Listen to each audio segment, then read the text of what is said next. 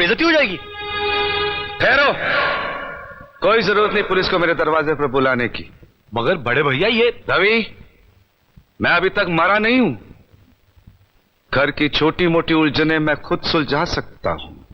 साहब जी इन्हें डांटिए, अभी का अभी डांटिए। अरे छोटी मालकिन के गहने चोरी हो गए और ये लोग हम पर शक कर रहे हैं। ये लोग सोच रहे हैं कि वो गहने हम कहीं बेचा है।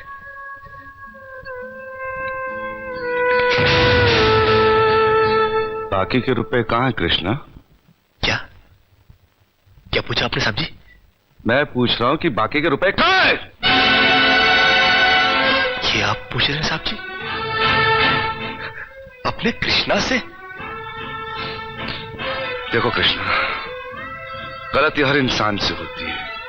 तुम मुझे सही सही बता दो कि गहने तुमने कहां बेचे, मैं तुम्हें कुछ नहीं कहूंगा। अब कहने के लिए बाकी ही क्या है साहब जी? एक छोटा सा सवाल पूछ के आपने बहुत कुछ कह दिया है साहब जी। कृष्णा, बात को आगे मत बढ़ाओ। बात आगे बढ़ चुकी है साहब जी, बात आगे बढ़ चुकी है। अब तो आप पुलिस को ही बुलाइए। वो जब हमें कुत्ते की तरह मार मार के हमसे पूछेगी ना, अब तो हम तभी बताएंगे कि हम मैंने कहां बेच कर आए साहब जी। मत कहो मुझे साहब जी। इसी साहब जी की इज्जत आज तुमने मिट्टी में मिला दी। क्या कुछ नहीं किया था मैंने तुम्हारे लिए, उसका मुझे तुमने ये बतला दिया।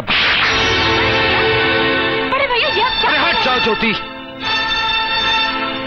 जिस दिन मेरी फैक्ट्री जलकर राख हो गई थी और मैं बर्बाद हो गया था, मुझे उतना दुख नहीं हुआ था कृष्णा जितना आज हुआ जब तुमने इस घर में चोरी की है।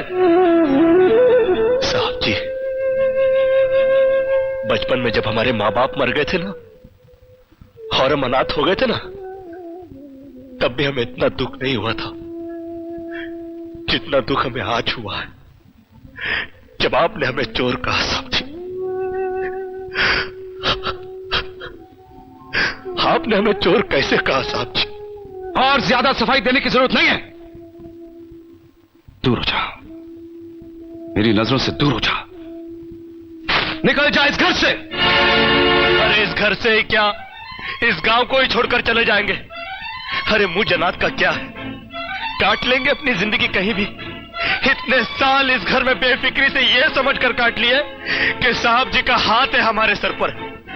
हमको क्या है परवाह किसी बात की, मगर नहीं, अब हम जान गए कि इस दुनिया में अनाथ का कोई नहीं होता। हम जा रहे हैं साहब जी और इस घर में कभी नहीं आएंगे। अभी निकल जा। दोबारा इस घर की दहलीज में कदम भी रखा तो मेरा मरा हुआ मुंह देखेगा तू। अरे नहीं नहीं नहीं, मुझ नौकर के लिए अपने दिल को दुख देने की कोई जरूरत नहीं। मैं कदम भी नहीं रखूंगा यहाँ पर।